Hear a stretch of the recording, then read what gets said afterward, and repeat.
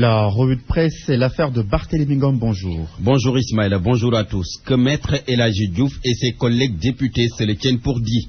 Le recours en annulation de la proposition de loi portant modification du règlement intérieur de l'Assemblée nationale devrait être déclaré irrecevable. C'est du moins la position du ministre conseiller juridique du chef de l'État. Ismaïla Madior Fall, qui répond aux questions de l'observateur, donne 3 raisons pour justifier ses dires. Et d'emblée, il évoque la nature juridique du règlement intérieur de l'hémicycle. Autre sujet évoqué avec nos confrères, la saisine du Conseil constitutionnel. Une volonté du chef de l'État à propos du référendum pour ou contre la réduction de son mandat de 7 à 5 ans.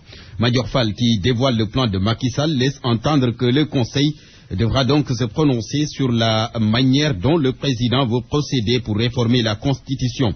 Avant d'arriver au peuple sénégalais, Macky devra passer d'abord par l'Assemblée nationale qui doit adopter le texte. Une recommandation de l'article 103 de la Constitution, rappelle Ismaël Madior Fall dans l'Observateur. Mais, contrairement au professeur Ismaël Madior Fall qui déclare que les 5 sages vont déclarer irrecevable le recours des 19 députés, un autre professeur agrégé en droit constitutionnel se veut formel. Selon Babacar Gueye, le Conseil va se déclarer compétent pour statuer sur le recours. C'est ce qu'il a confié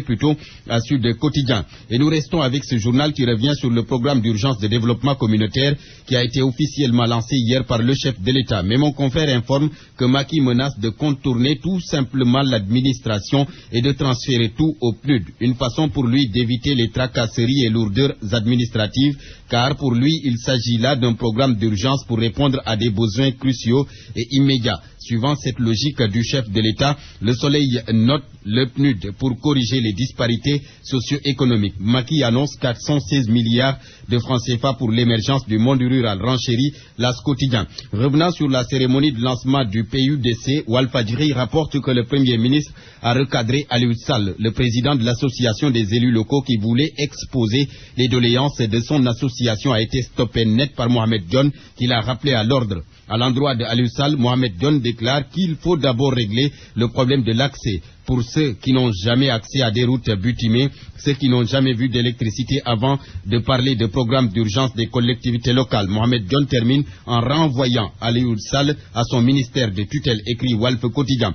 L'As Quotidien revient avec un autre sujet, les mesures draconiennes contre le fils de l'ex-président et souligne que le pouvoir isole Karim Wade. Un isolement qui, selon mon confrère, s'explique par l'interdiction des visites groupées. Désormais, seules 20 personnes sont autorisées à rendre visite à Karim Wade tous les lundis selon L'As Quotidien. Réumi jette son dévolu sur la classe politique et rapporte cette réplique des amis d'Aminata Touré contre Barthélémy Diaz. C'est un délinquant politique sans métier, Ton Ngaringom, un des frères défenseurs de Mimi. Et c'est parce que le maire de Mermoz Sacré-Cœur a traité l'ex-premier ministre de novice dans la gestion des collectivités locales. Indignés, les amis de Mimi demandent aux autorités de freiner le jeune socialiste qui, selon eux, a fait trop de dégâts dans ce pays. Merci Barthélémy Ngom.